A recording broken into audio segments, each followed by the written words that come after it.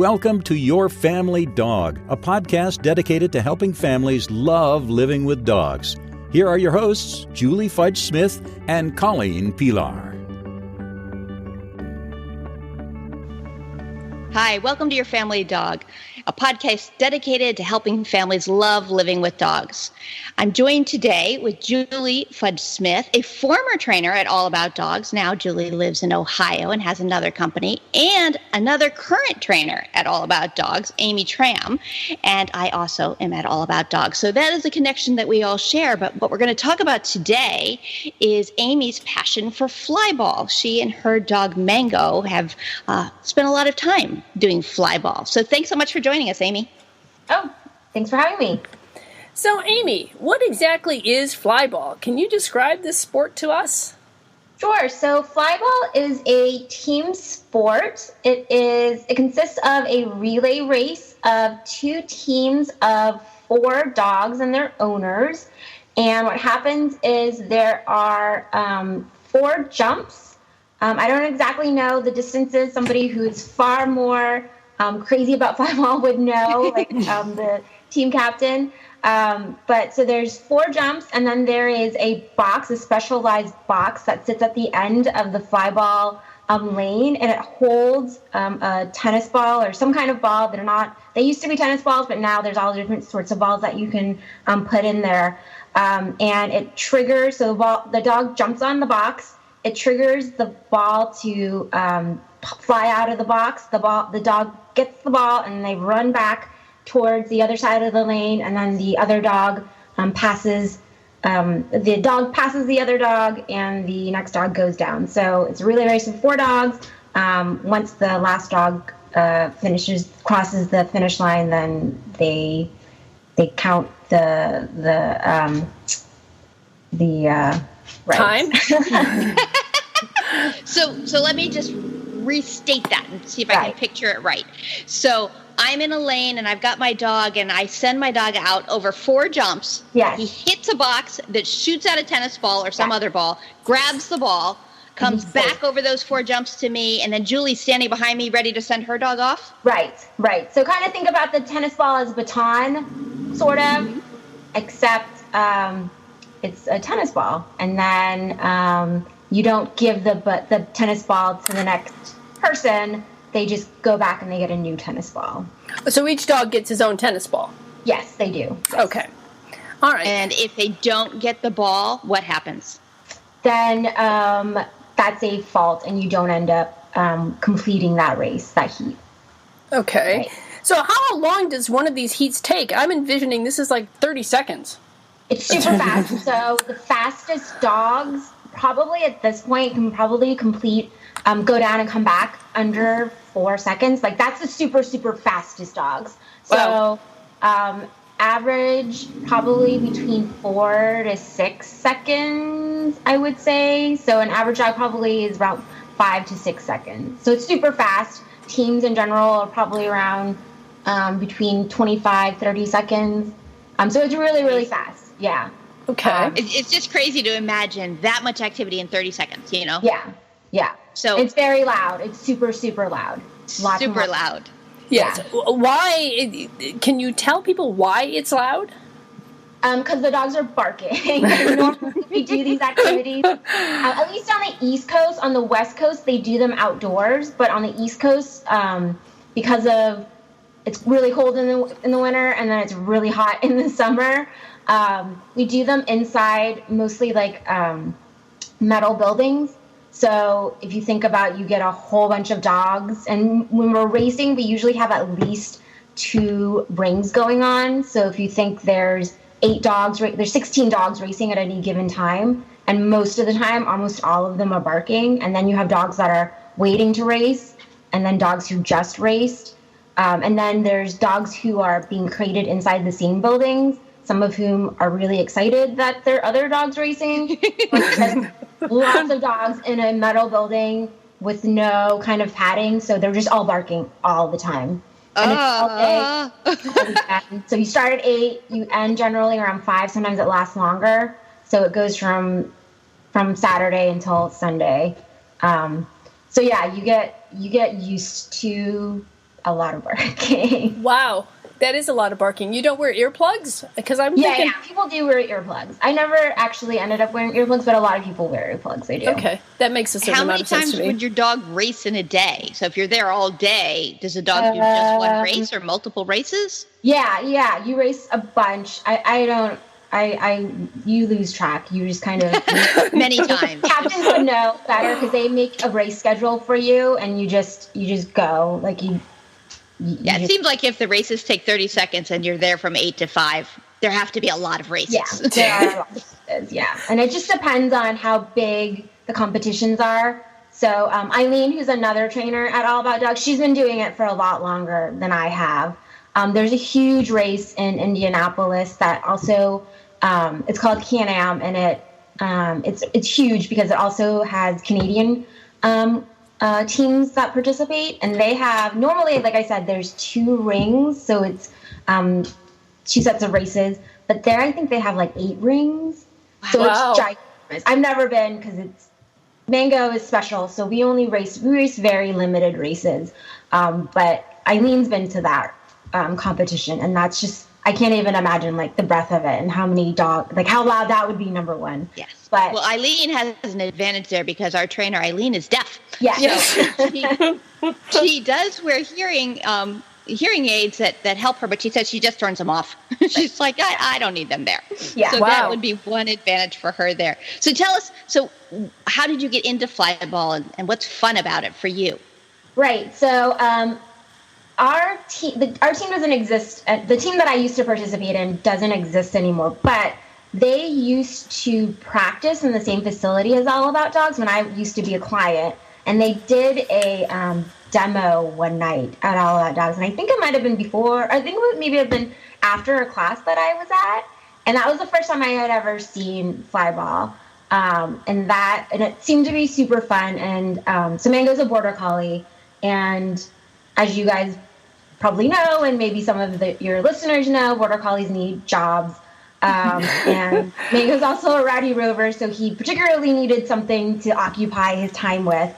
And Eileen was on the team, so I don't think I got involved right away, but there might have been something that they had mentioned about wanting to get new team members. I don't even exactly remember, but I decided to go and show up one night, and I just, from there on, I just kept on going to practices, and they were really open to having me participate. And it worked out really well for him since he is a rowdy rover and he needed something to do, first off. But because of his focus, it worked really well for him that he was able to do something so fast that he could focus for that 5 to 6 seconds on something and not didn't give him enough time to be distracted by other things. And I think it's really different from a lot of other kind of dog sports in that it's a team effort. I would say most dog sports are not so much. They're a team effort in that you work with you and your dog, but not that you work with other people and other dogs. Julie's not really like that. Rallyo's not really like that. Right. I don't really know of many other sports like that within the dog sporting world. Right. I'm thinking that for our listeners, since we have not talked about rowdy rovers before, maybe we could just do a quick explanation about what we're talking about with what a rowdy rover is and why Flyball would be a good thing for a rowdy rover. Rowdy rover is the nice name I applied years ago to the class for reactive dogs. And I am a dog trainer because years and years and years ago, I had a rowdy rover that was too bad for dog class. So we got kicked out of multiple classes. So at All About Dogs, we have had reactive dog classes forever because it's so important to me. And Amy and her Mango were in that class, and Mango is an extraordinary dog, but he needs the environment to be set up well for him. So it was really good that Amy and Mango were able to do Flyball. Not every rowdy rover would excel in Flyball. Right. Part of the drive that Mango has and the intensity for the ball and all of that made it that he could succeed. but it's not, a standard practice where I would say to a Rowdy Rover owner, Flyball, great sport for your dog. Right. Definitely, it's a case by case. Right. Yeah. I can remember when we did, because I was thinking about that when I used to teach Rowdy Rovers with you, Colleen, and some of the Rowdy Rovers I was thinking back on, I'm not sure I would want to put them in a situation with a whole bunch of other barking dogs, that might actually be not a good thing. So bravo for Mango that was something that he could do with a certain aplomb. I also have a question for you as far as when you practice Flyball, how do you teach your dog to do this? How do you teach him to hit the box and go over the jumps in the right order? Right. So it takes a really long time, and it varies with dogs. With Mango, doing the jumps was not difficult. So even within our regular All About Dogs classes, for him, it was really natural to do the jumps. Even when we do our regular All About Dogs classes, sometimes I'll break out just a few jumps in our more advanced, in our level 3 and 4 classes, just to have dogs when we do something a little bit more fun. And I'm always amazed at how some dogs are terrified. They have no idea what they're doing with these jumps, just because they're not naturally athletic dogs. So for that, we do work with the dogs, just luring them and trying to we put the jumps really, really low. And we get them to jump. We jump with them over the jumps. So that's a first step. The box is probably the most difficult things. There's also dogs that have no ball drive whatsoever. So a lot of times when we encourage people to do Flyballs, because we see dogs that have lots and lots of ball drive. We had 2 dogs on the team, and I don't know if they're still racing. They were little dogs. They were a Jack Russell and a Cairn Terrier, and I think probably they had more. They were already on the team when I joined the team, and I didn't see this process, but I heard stories. They had no ball drive whatsoever, particularly the Cairn Terrier, who was always kind of a dopey little dog. They spent, I think, probably a year just trying to get them to want to carry a ball in their mouth, and they soaked the ball in all sorts of things to make them care that there was a ball. They just didn't care about balls at all.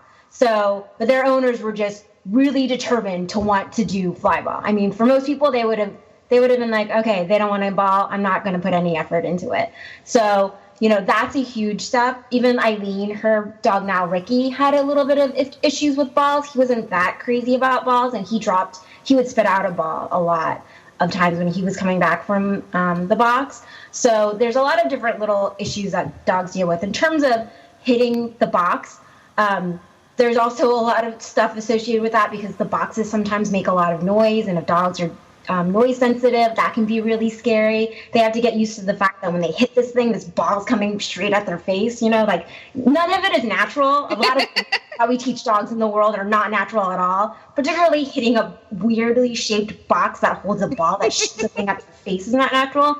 So we break it up, just like with anything else that we teach dogs. We break it up in teeny tiny steps. We use luring a whole lot. We use whatever it is that motivates them. A lot of people use food. For Mango, his motivator, I think, early on, and even still when we would finish a race, was another ball. So you just have to break things up into tiny steps. And, the trainers, especially for my team, was really great. And she was also really great because she was willing to work with a reactive dog. And my team was great in that anytime we practiced, we would clear out the entire building, and we would only have Mango practicing. So I'm sure there are teams that aren't willing to do that. And also teams are super competitive, and all they want to do is win. And we didn't have a team like that. We were more concerned about having fun. We had a few competitive teams on our team, but we had other teams that were just there to have fun. So it's just like with any other dog training. You just have to break it up into teeny tiny steps and, work with dogs at whatever stage they're at, and be accepting of some people are going to be really great at it, and some dogs are not going to be great at it. And if people want to do it just to have fun, then let them do it because they want to have fun. So it's whatever effort the owners and their dogs, if the dogs look like they're having fun, want to put into it. If the dogs don't want to do it, then the owners have to be willing to accept it and go, okay, well, they're not going to do it. We had people who had one dog who was really great at it, another dog who wasn't that great at it. And they were just like, okay, well, Dixie's not going to do it anymore. We'll just give up on Dixie. She's fine just being a regular dog. So I'm not going to stress out about it. I always like that when people say that. Like when you sort of accept, like, this dog, could I train the dog to do it? Yeah, probably. Will he love it? No. So, okay, I'm not going to do it. Yeah. And there are so many different activities you could do with the dog. There's no need to, try to make a dog do something that isn't their sport, because that's the idea. It's a game. This is supposed to be fun. Exactly. For everyone. So how long did it take you from when you began training to actually go to a trial? How long if somebody's interested in doing this, what kind of a time frame in general would they be looking at between beginning training and going to a trial? Of course, it all depends. For me, it took probably a year and a half, probably a year and a half. For me, it was also special because Mango's reactive, so we introduced dogs really gradually. And, like, every single step was, like, a huge victory. Like, oh, my gosh, he actually passed one dog. And we had to pick very specific dogs that we knew would work with him. And then even when we went to tournaments, the dogs that we put on his team, we had to pick very specific dogs that we knew would work well with him. And we always raced the same lineup with him. And he could only race as the first dog because we knew that we needed to get him in and out as fast as we could and not have him race at the end. Like I said, it all depends. If your dog is super loves a ball, and they're super athletic and they pick up on things really quick, then they might take a lot less. If they end up having issues spinning the ball, they might backtrack. So I would say probably a year is probably a good indication. And how often your team practices. We ended up, when I started, practicing every weekend, and then because it was difficult to get a training facility, it's not that easy to find a place that's long enough to put the lanes out, because it's actually fairly long, the amount of space that you need to practice. To rent the facilities takes a while to find, and oftentimes they're a lot farther out than most people live. So trying to find that time and that space for everybody. But I would say probably a year is a good time. So what do you think was the best thing for you about your relationship with Mango from doing Flyball? I think with anything that we've ever done in terms of training, it's always helped to strengthen our relationship. And especially like when you think about the amount of people and dogs in that building, even though it's only 6 seconds that he's away from me, especially being that he's reactive. And I think for any dog, the fact that your dog is away from you, and I said, I don't know what the exact distance is that he has to be all the way at the end of the lane to get to the flyball box. That's 6 seconds. He's completely away from me. Where I don't know how many dogs there are in that building. I don't know how many people there are in that building. He could decide at any moment to go, I don't care. I'm going to chase after that dog. I'm going to chase after that person. That other person's eating a hot dog. That other person's doing whatever. I'm not going to listen to whatever is happening. I'm just going to leave. But he never did. He never did. He had one incident, but that was more towards my end. But he always came back to me. So, that spoke to how strong of a bond you have to have with your dog, that they have to come back to you. Yeah. And there were maybe 2 or 3 incidences, because there are times when the dogs in other lanes cross into your lane, because like if they lose a ball, like, their owner throws them a ball as their reward and the ball bounces off their nose, they scramble to try to get that ball and they'll cross into your lane. And there are a few incidents where that happened, and Mango would just like look at me in complete confusion, and all I could do was scream, Mango! And he would just look at me, and he would just look at me for what he was supposed to do, and all I could do was grab him. So I was super thankful that was the first thing he would do, was look to me. And I think if I hadn't had all these, took him to All About Dogs for training like twice a week, and done Flyball for all as well, we were doing things 3 to 4 times a week for years and years and years. Like things like when we happened to have really crazy situations like that, like he wouldn't have reacted in that way.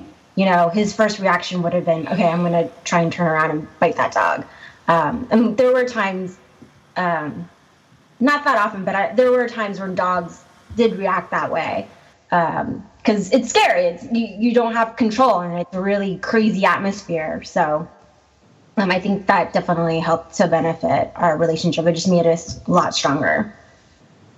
So in terms of like things that people could do at home that aren't Flyball but have Flyball-like skills or activity, what kinds of things could somebody do just as practice fun games that might build toward Flyball skills? So I think once when Eileen and I were teaching together, we tried to do a Flyball-esque class. We might have tried to bring I think we brought a box, but that was going to be too much. But we just put like balls on a chair at the end of one side of the classroom. And I think we might have just had people have their dogs run to one side of the class. And we might have put all the barriers in rows, so it kind of simulated a lane. But at home, like, you can just have a ball on a chair or something, or even on the floor, and just practice seeing if your dog will run and get a ball and bring it back to you. You know, so that's basically fetch for a lot of people. But having a ball be in a stationary place, most people don't have the ability to have a Flyball box because it's a really specialized piece of equipment and it's really expensive. Or you can set up jumps, like putting jumps in a row. In agility, they're not exactly like that. They're kind of all over the place. So you can make your own agility jumps. I've talked about that in the past in classes. You can have a room just on top of some cans of soup or whatever. It's really easy to do. Just put some tape on there to make it a little bit more stable. Start out with it really low. And in terms of Flyball, they're all in one row. So having your dog jump consecutively from one jump to the next, and then just putting a ball on the ground and seeing if they can do that. So there's some really simple, easy things. It helps. It's a little bit harder when you're outside. So a lot of the dogs in Flyball learn to stay in a lane because we have matting that really clearly delineates what a lane is. So maybe trying it on a sidewalk if you can do it on a sidewalk, or doing it somehow outside where you can put something else outside to clearly delineate a lane. I'm not sure. But, just putting jumps in a row, that's an easy thing. Maybe if you're going to try to do a ball, you can have somebody hold a ball on one side, like on one side of the yard, and, calling the dog from the other side of the yard. It's also a good way to practice a recall, getting your dog to come back to you. So when they do them outside, when they do the trials outside, how do we know the ground is level? Are they doing them on athletic fields, or are they doing it just in a field and you hope that the ground is pretty level for the dog? Or I would assume so. I'm not sure. I'm asking you advanced questions. Yeah. I'm asking you West Coast questions from out in East Coast trainer. California and Denver, I don't know. Maybe it's just much. I don't know. Maybe one of our listeners will tell us. Well, that would be good. They could call us in and let us know if they do Flyball. What are the Western rules? Yeah. So I think that when you were talking about that, the key difference between playing fetch and playing Flyball is with fetch, you're throwing the ball and the dog is chasing a moving object. Whereas with Flyball, if you want to start working that way, the dog has to see a stationary object and choose to go get it and bring it back, which for my dog who's nearsighted would just not, certainly, we're not doing Flyball anytime soon because she can't see it if it's not moving. So that's a really key difference. So I find that really interesting. And the idea of setting it up on a chair, I think, is a really great idea because it makes it different than just sitting in the grass. So you're having a dog interact with an object, the ball, as well as an object that it's sitting on, which would be a way to get started towards taking a ball out of a Flyball box, that it has to come off of a particular object. So that's really interesting. Where can people learn more about Flyball? Is there a Flyball association? There are a couple of organizations that do Flyball, and it's been a while, so I'm going to have to look them up. So there are two main Flyball organizations that I know of that do Flyball. So we competed in NAFA, which is the North American Flyball Association. That's where our team competed. And then there was one more, which I can't remember, but NAFA is the bigger one as far as I can remember. So people can look that one up. And their website is just flyball.org. So that's probably a good resource. Put that in the show notes. One of the things I'd like to go back to a little bit is sort of from the dog's perspective. If you're looking at your dog and you want to do a sport, what traits do you think are most important for you to consider in a dog that might be good for flyball? That's a good question. If your dog is super noise sensitive and you don't think they'll be able, and you're not going to be able to work with them or work through it with them, and you just don't have the time or effort or any of that, it's not at all a sport for them because there's noise everywhere. Everything's going to scare them. Having ball drive really helps initially because it'll take a lot of that work out.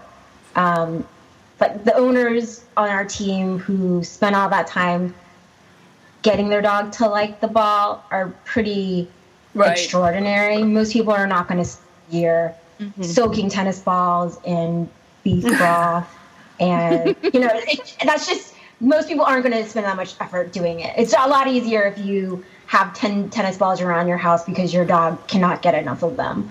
A dog who has drive really, really helps. A dog who's naturally athletic really helps. Not that all dogs not that if your dog isn't naturally athletic, not that doesn't happen. There tends to be, all types of dogs do fly ball, but there tend to be certain breeds that do it more often. Border Collies are super popular. Any of the herding breeds in general do fly ball. It's kind of obvious. They have strong drive. They need a job. They're really focused. Sometimes there were really random breeds that you would see sometimes. Trying to think. There was like a French Bulldog once. A French Bulldog. I find that interesting. So is it like agility where they would have the fast dogs are in these heats and then the slower dogs are in those heats? So you would have other dogs to compete with if your team included a Mastiff. Odds are you're not going to be done in 18 seconds like the Border Collie team. There are different types of kinds of races you could do. So there was one type where all the dogs had to be the same breed. There was one where all the dogs had to be separate. So when I say all the dogs, like everybody on a team, so all the 4 dogs had to be, were they supposed to be the same breed? So there was one type where all the dogs had to be different. So you couldn't have 2 Border Collies on a team. They had to be like a Border Collie and a Corgi and a mixed dog. So you could have one mixed dog. So you could have one, you couldn't have 2, mutts. You had to be one something. And then one team where they could be whatever. It didn't matter. You could have a mix of whatever. So generally the ones that race the fastest times were the ones where you could have a mix of whatever. And it started happening that the really super, super, super competitive teams were teams that were starting to mix, starting to breed dogs just for flyball. And they were... what were they mixing? Border Collie and what?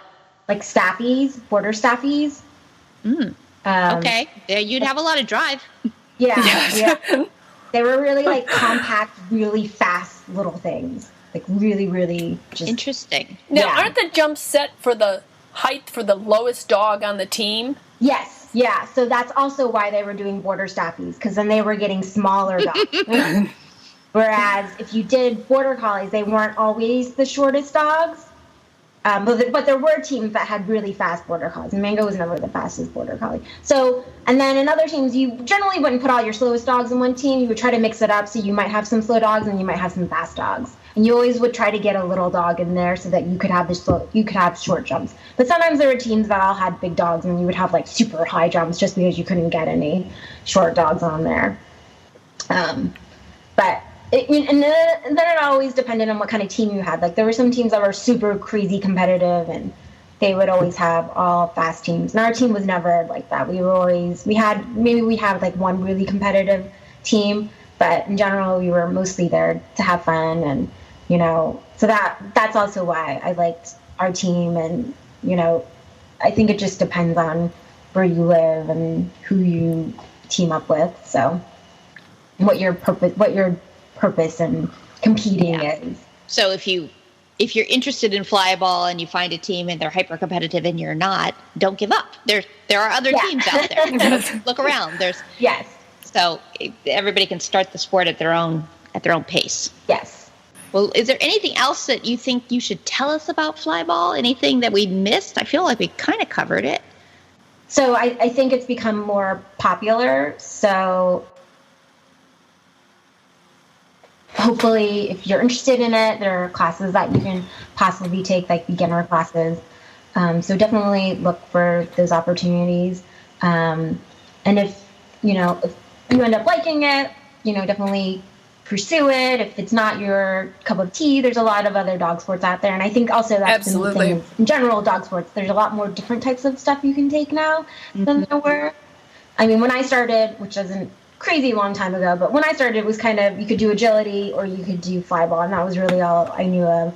And I'm really glad I found Flyball. Agility, we did try agility. It didn't really work for us. There was just too much downtime in between each obstacle for Mango to get distracted by. Well, it worked really well because it was so fast, and he'd come right back to me, and I could keep him occupied until the next race, till the next heat started. But I think that's the nice thing, is that there's a lot of options out there now for people. And there's just a lot of more things that you can do with your dog. So, hopefully. Yeah, and the things that we can do just in our living room, because that's the question I always ask all our dog sport people. I'm like, well, what can we do at home for those of us who aren't going to go do that? What are the little things? Because I think the whole goal is just do something fun with your dog. It doesn't have to be too major.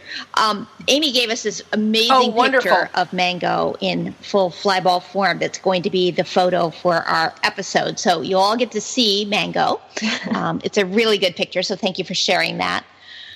The one thing I just want to add, too, is it's interesting because I gave a presentation this morning, and I was talking about dog sports. And one of the things that I think is always important for us to reiterate, these are all positively reinforced training. You cannot shock a dog or choke a dog into having fun on Flyball. All these things are all positive reinforcement. And for the dog, one of the big rewards is getting that ball and running back to you. And so I think that's one of the beauties of all these sports that are coming up, is that these are all great ways for you to positively interact with your dog and to really build your relationship.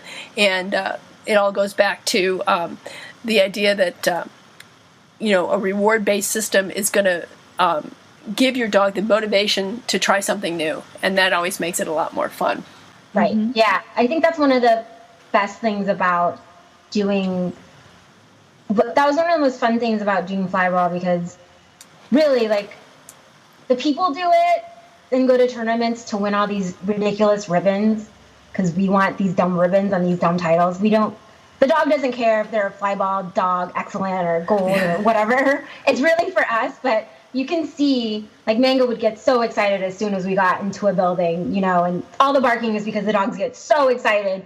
And for dogs, for Mango, you always choose a reward for the dog once they come back. Yay, you came back. You came back and you gave me a ball.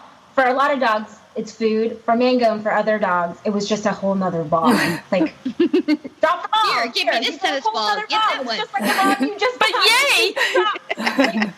Yeah, what kind of reward is that? Most people, that would not be a reward whatsoever. You just finished your homework. Look, you got another pencil. Oh, yay. That's not, but for a dog, it was so exciting. I just came back and you're going to give me another ball. Yay!